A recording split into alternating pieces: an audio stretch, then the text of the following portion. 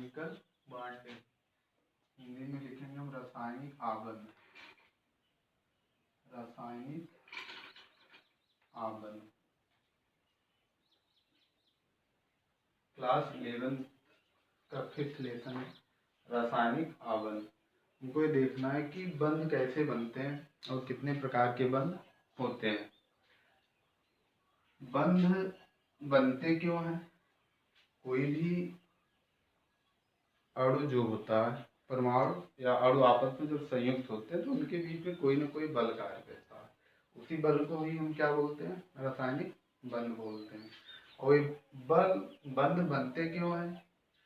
जब किसी परमाणु का, जैसे हाइड्रोजन, जो परमाणु होता है अस्थायी होता है। ठीक, परमाणु क्या होता है? अस्थायी। हाइड्रोजन परमाणु क्या है? अस्थायी। और जो अस्थायी होता है उसकी एनर्जी ज़्यादा होती है, ऊर्जा क्या होती है उसकी? बहुत ज़्यादा होती है। जिसकी ऊर्जा ज़्यादा होगी वो जाहिर सी बात है क्या होगा? अस्थायी होगा। इसका मतलब जब हम हाइड्रोजन अणु लिखते हैं, H2 लिखते हैं, तो ये हाइड्रोजन और हाइड्रोजन के बीच में बंध बनता है, कोई ना कोई बल कार्य करता है। उसी बल को हम क्या बोलते हैं? रासायनिक बंध बोलते हैं। अब जब इनके बीच में बंध बनता है तो ये क्या हो जाते हैं? स्थायी हो जाते हैं। इसका मतलब ये हुआ कि इनसे ऊर्जा निकलती है, मतलब ऊर्जा कम होती है। ऊर्जा कम होगी, ऊर्जा ज्यादा होगी तो अस्थायी होंगे, ऊर्जा कम हो जाएगी तो क्या हो जाएंगे? स्थायी हो जाएंगे। तो कोई भी यौगिक, परमाणु और सब क्या करते हैं? स्थायी होना चाहते हैं। और जब स्थायी होना चाहते हैं तो उनसे क्या होती है? ऊर्जा रिलीज करते हैं।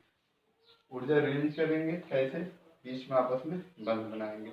तो अभी हमको ये पता है कि बंध बनते कैसे हैं, पढ़ना बंध। और इसी में रासायनिक बंध में हम एक टॉपिक पढ़ लेते हैं, संयोजकता। संयोजकता संयोजकता शब्द का प्रयोग सर्वप्रथम फ्रैंक लैंड ने किया था। किसने किया था? फ्रैंक लैंड ने किया था। उन्होंने क्यों किया? संयोजकता, संयोजन की क्षमता। संयोजकता, संयोजन की क्षमता। संयोजकता जो वर्ड है ये बैलेंसिया शब्द से बना है। बैलेंसिया, ठीक, इससे बना हुआ है बैलेंसिया से।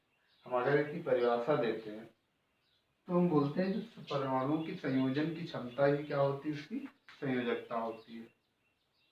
फिर इसकी परिभाषा अलग अलग हाइड्रोजन के सापेक्ष में दी गई, ऑक्सीजन के रेस्पेक्ट में दी गई।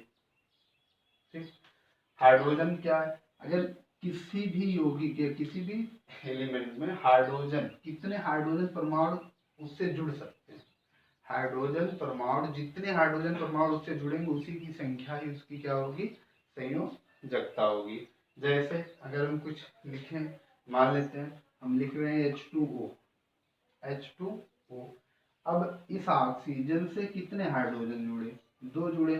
तो इसका मतलब ऑक्सीजन की जो संयोजकता होगी, ऑक्सीजन की संयोजकता वो कितनी हो जाएगी? 2 हो जाएगी।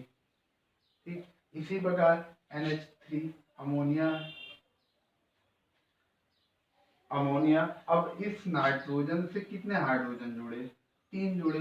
3 जुड़े तो इसकी संयोजकता कितनी हो जाएगी? फिर 3 हो जाएगी। ऐसे ही कार्बन है, कार्बन से हाइड्रोजन कितने जुड़ रहे हैं?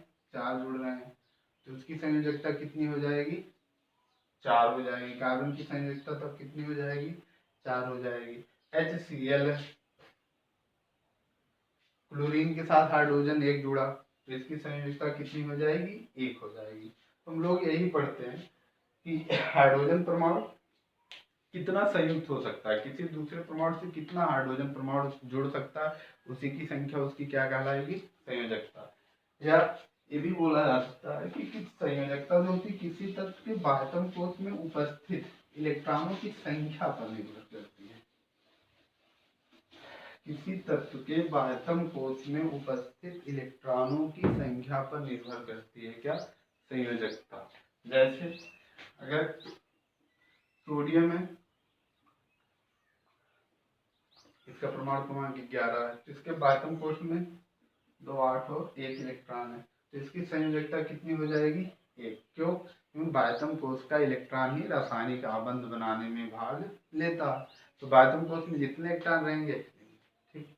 और क्यों ऐसा होता है? इसके लिए हमको पढ़ना पड़ता है ऑक्टेट रूल। ऑक्टेट रूल, अष्टक नियम।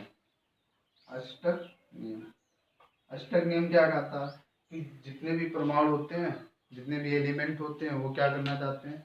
अपने अक्रिय गैसों, अपने अक्रिय गैसों जैसे ही क्या करना, इलेक्ट्रॉनिक विन्यास, इलेक्ट्रॉनिक संरचना प्राप्त करना चाहते हैं। मतलब अपने बाह्यतम कोश में वो 8 इलेक्ट्रॉन रखना चाहते हैं, इसलिए बोला गया अष्टक नियम।